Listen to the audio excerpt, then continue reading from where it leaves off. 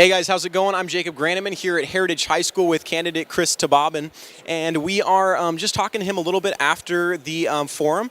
So Chris, thank you so much for agreeing to talk to us. No, thanks for giving me some time and hearing me out. Of course, of course. So our first question deals with education, which is actually something that wasn't mentioned in the forum tonight.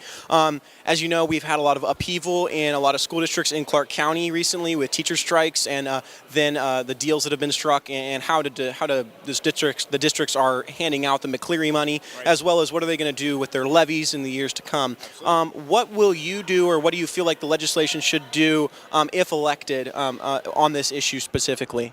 So we do need to address it. The McCleary legislation was satisfied in writ, but not in spirit. So the idea to level the playing field so that everybody has an equal opportunity to education was met with the intent to allow for people to rise based off the opportunity.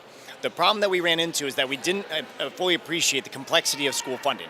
And so the idea that I have that I'd like to approach is, first and foremost, develop a system that allows for real-time feedback from the school districts through we have the internet, we have these software as a service capabilities, so that we can get granular information down to the actual individual teacher level as to what the costs are as they've allocated and prioritized. And so once you have that granular data fed up to the legislature. Now the legislature can actually make an intelligent decision on what the impacts of funding and taxes will be. So that's first and foremost. Structurally change it so you can enable yourself to be successful. The second part is just to enable our teachers to be treated as the professionals they are. So have a tether of their professional salaries associated with data scientists like myself, engineers, social workers, assistant store managers that just get their bachelor's degree and come out, or master's degrees.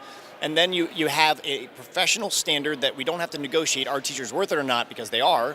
And then we can allow for our conversations to go into a little more detail about how can we create an education system that can allow students to innovate and transition into a professional work environment, whether it be via STEM and higher learning, or trades and skills, engaging with 7th and 8th graders early on and allowing industry and trade to enable them to transition to the private sector and start contributing before there's juniors and seniors in more of a serious way than what we have now.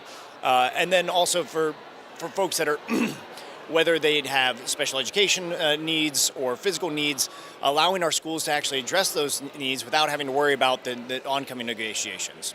Very good. Thank you so much. Yeah, and then the second question has to deal with transportation and transportation infrastructure here in Clark County. And we've been hearing a lot about the I-5 bridge, the I-5 corridor. What is the best solution? Is it a third crossing? Is it to replace the current crossing? What is your take on this issue, and what do you feel like is the best course of action? Absolutely. So if we look at communities and cities that are similar to us, that are separated by a river in between two economic centers, whether it's Minneapolis, St. Paul, or Cincinnati and Covington, multiple bridges is the reality for those communities. They've spread out along those economic borders to encourage and grow as an economy. But first and foremost, before we get to that point, we have to address the outdated bridge we have now. This morning, dropping off my kids for school, I stopped at exit 3 in traffic. That was exit 3 going southbound.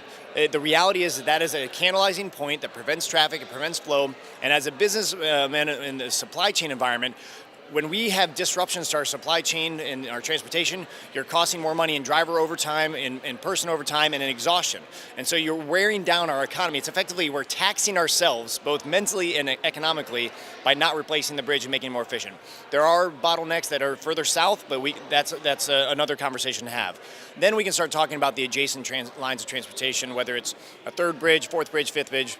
That we have to address the bridge on the I-5 corridor, connecting Canada with the fourth largest economy in the world in California, and then Mexico to the south. The second part I want to address with the bridge is to take us beyond this, like, should it have rail, should it have bus, and go a step further, should it have autonomous traffic as well? We have an opportunity here to tell the world that Vancouver, Washington, Vancouver, Battleground, Ridgefield, Camas, Washougal, and Portland will partner as one to create an autonomous environment where people can leverage autonomous systems for their daily commutes and transportation.